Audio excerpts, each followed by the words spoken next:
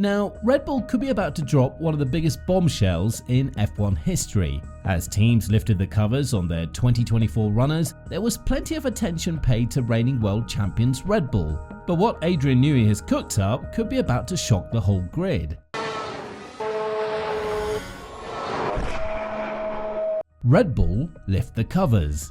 At a special event held at their Milton Keynes factory, Red Bull officially launched the RB20, and almost everyone thought the same thing, that looks a lot different from the RB19. Considering Red Bull won all but one race in 2023, you might have expected their new car to be just an evolution of the previous design, and indeed, we've seen plenty of other competitors adopt Red Bull's looking styles. But that's not enough for chief designer and F1 guru Adrian Newey. He and his team cooked up an almost entirely different design, and one that, dare we say it, looked like a Mercedes. The side pod was the most obvious difference, with Red Bull opting for an overbite inlet, meaning the air is sucked in higher up, whereas the previous cars cooled the car from lower down. The engine cover also looked very similar to Mercedes W14, with a high waistline and full-length gullies running from the edge of the halo. The result was as surprising as much as it was beautiful to look at, and could be either a masterstroke by Red Bull or the biggest of self-destructs. Why this design? As we mentioned, this particular grasp of the regulations is not new. Cast your minds back to 2022 and pre-season testing, and almost everyone was wondering what Mercedes had cooked up when they unveiled their runner. It looked so different to the rest of the field, and while the majority of teams had scooped side pods, Mercedes was smoother and suggested better airflow. The only problem was, it didn't. Mercedes were completely caught out by the porpoising effect, and as they were forced to raise the ride height to stop the phenomenon, it meant their aerodynamic package did not work as well as originally planned. But still they persevered, and in 2023 they unveiled what they hoped was a new and improved design, but still had the same problems. Mercedes ripped up their blueprint and essentially made a new car midway through the year, and one that was a lot more like the rest of the grid. It was a similar case on February the 14th when Mercedes showed the W15 to the world, but there was outright shock when Red Bull's was revealed the day after. RB20's bold design. The basis of Mercedes' design was that by shrinking the bodywork to increase the surface area of the floor for the new ground effect era, greater downforce could be achieved.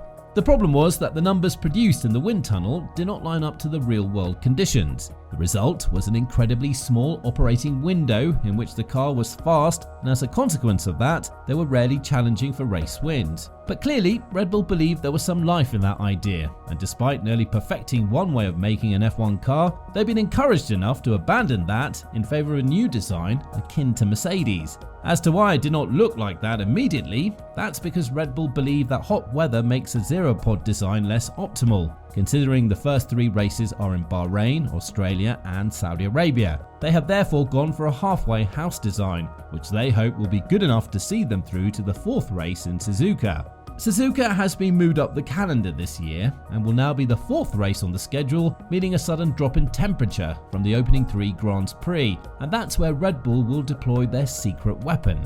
And how have Red Bull done this? Well, one of the questions that Mercedes engineers will now be asking themselves is how on earth will Red Bull get that to work? But we may already have the answer, as the launch spec RB20 appears to have more compact vertical side pod radiator inlets to allow for tighter bodywork and therefore make it easier to find the right window to operate in. Red Bull have also done this, having had limited time in the wind tunnel due to aerodynamic testing restrictions, and also the penalty placed on them in 2023. As to how they've done that, Red Bull has placed an emphasis on upgrades that leads towards cooling. The repackaging of the internal components falls outside of the restrictions, and therefore allows them to spend less of its allowance refining the external bodywork. Christian Horner insisted the new design is not tactical. Now, given the bad blood that's been spilt between the two teams over the years, it's easy to assume Red Bull have done this to get one up on their old rivals, prove that they can do what Mercedes couldn't. But team principal Christian Horner has insisted it's not like that. He said, "Logically, there's going to be convergence with stable regulations. We can see other cars have taken an influence from the RB19. So I think the team has done a wonderful job on the RB20. They haven't sat on their laurels, and you can see that they've pushed the boundaries with the car. You're constantly looking to evolve. If you look at the attention to detail on the car, there's some really exquisite detail. There's been no complacency, they've continued to evolve and continue to push the boundaries. There's great innovation on the car as well, that no doubt will be scrutinised over the coming couple of weeks, but I think creativity has been strong in the team. It's not a conservative evolution. Adrian Newey wonders how much performance there is left to gain. But one man whose opinion is more important than Horner's is the man who designed it, Adrian Newey. The RB19 was his 13th Drivers' Championship winning car, but even he wasn't sure if they could recreate the feat. He said, "Is that enough? Who knows? That's the thing about Formula 1. We know roughly what we've done from the shakedown at Silverstone. From what we can tell, it's behaved as we expect it to, but there's no guarantee of anything. It could be that some other team has made a bigger jump than us. Last year's car really was a total surprise in terms of its dominance."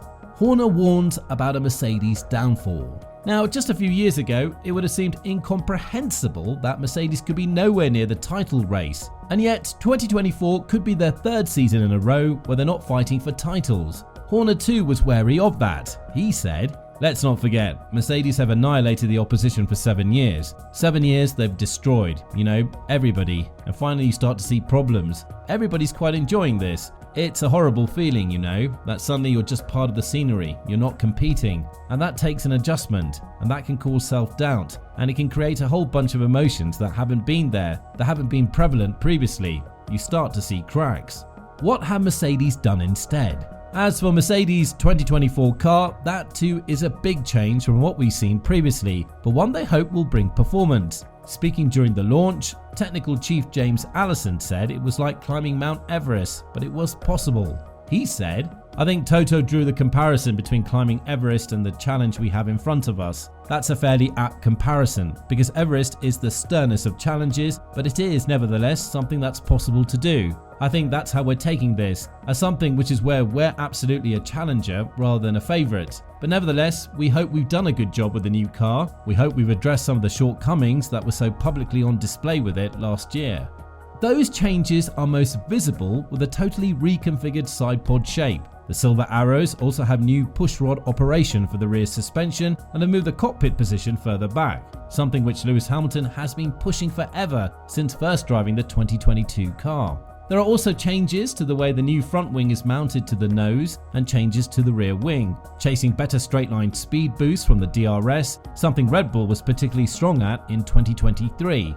In terms of what's under the carbon fiber, Mercedes have built a completely new monocoque and gearbox casing to achieve the bodywork and floor changes they targeted.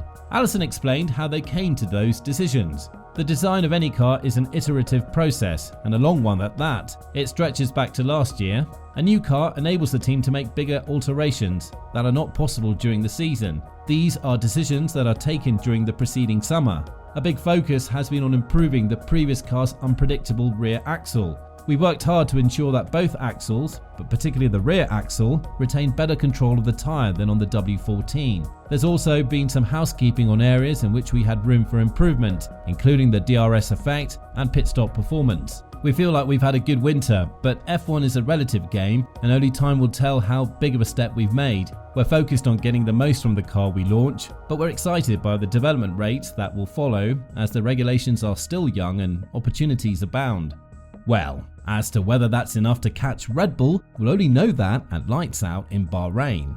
As usual, thanks for watching this video, and we're just a few days away now from the start of the 2024 F1 season. In the meantime, make sure you like the video as well as hit subscribe so you never miss a release here on the DRS Straight.